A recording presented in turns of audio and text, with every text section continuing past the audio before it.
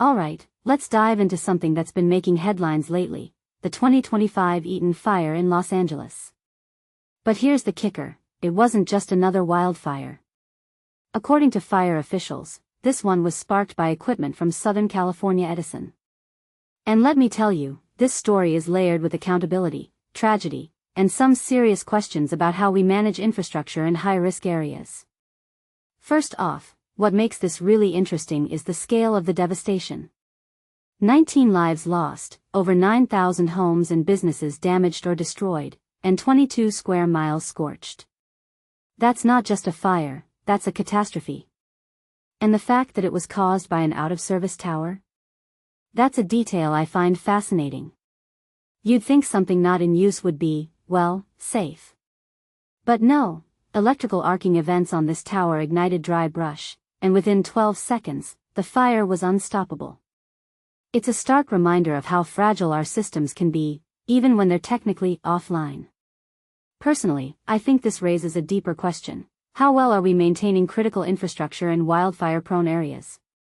Southern California Edison has acknowledged their equipment was likely involved, which is a step in the right direction. But let's be real, acknowledgement isn't enough when lives are on the line. The utility's responsibility to minimize wildfire risk is clear, yet here we are. What this really suggests is that we need stricter oversight and proactive measures, not just reactive apologies. Now, here's where it gets even more complicated. Southern California Edison has pointed fingers at Los Angeles County agencies for failing to send timely evacuation warnings. 18 of the 19 victims lived in West Altadena, which is hard to ignore. But let's take a step back. Is this just a blame game, or is there a systemic issue here? In my opinion, it's both. Coordination between utilities, local governments, and emergency services is clearly lacking, and that's a recipe for disaster. What many people don't realize is that wildfires aren't just about the spark, they're about how we respond to it. Another angle that's been overlooked is the role of water agencies.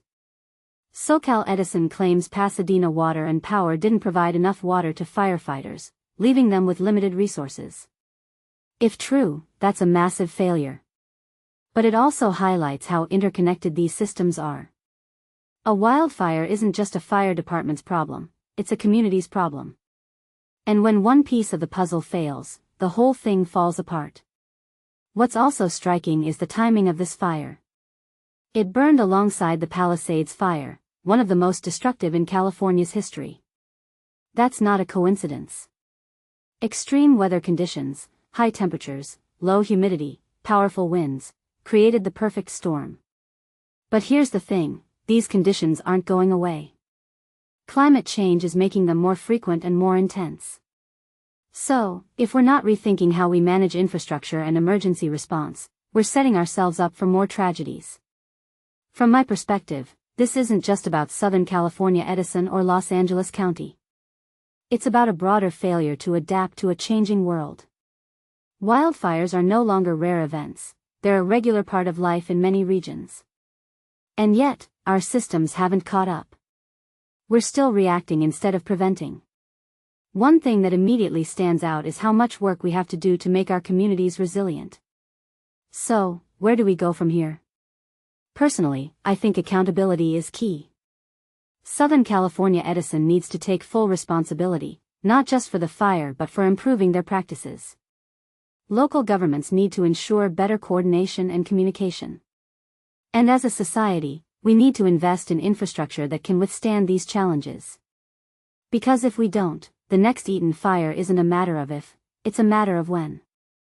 This raises a deeper question for all of us. Are we willing to make the changes needed to prevent this from happening again? It's not just about pointing fingers, it's about learning from our mistakes and doing better.